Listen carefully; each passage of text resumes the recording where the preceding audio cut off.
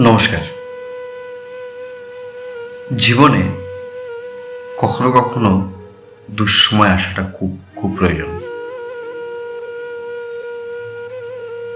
দুঃসময়ে কখনো ভেঙে পড়তে নেই।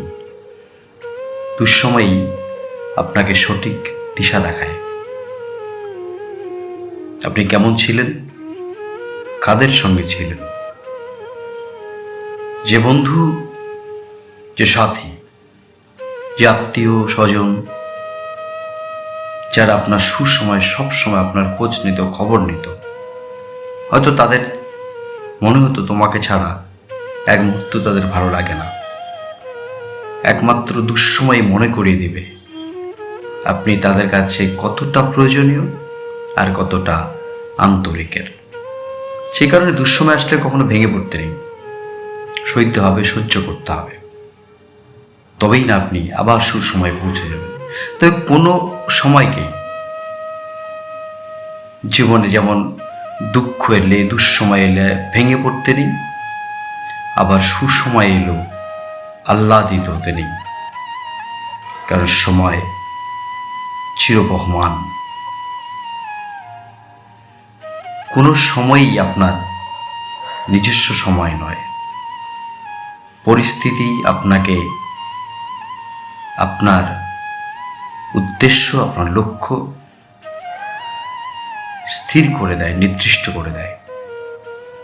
সুতরাং দুঃসময়ে মাঝে মাঝে জীবনে খুব প্রয়োজন আসবার। তবে আপনি যেমন নিজেকে চিনতে পারবেন, তেমনি আপনার দীর্ঘদিনের প্রতিবেশী, সহনাগরিক, আপনার সহসাথী, তাদেরকেও চিনতে পারবেন। দুঃসময় আপনাকে আপনার ভিতরের মানুষটাকে উগলিয়ে চেনাবে। দুঃসময় আপনাকে আপনার বিগত দিনের চাপিত জীবনের যে লক্ষ্য ছিল, যে উদ্দেশ্য ছিল, যে সারাংশ ছিল, সেগুলো সম্পর্কে নতুন করে, নতুন দৃষ্টিভঙ্গিতে ভেঙে চুরে তার মর্মার্থ আপনার জীবনে নতুন করে অর্থ প্রদান করবে। সুতরাং দুঃসময় আসুক, দুঃসময়কে মেনে নিতে হবে।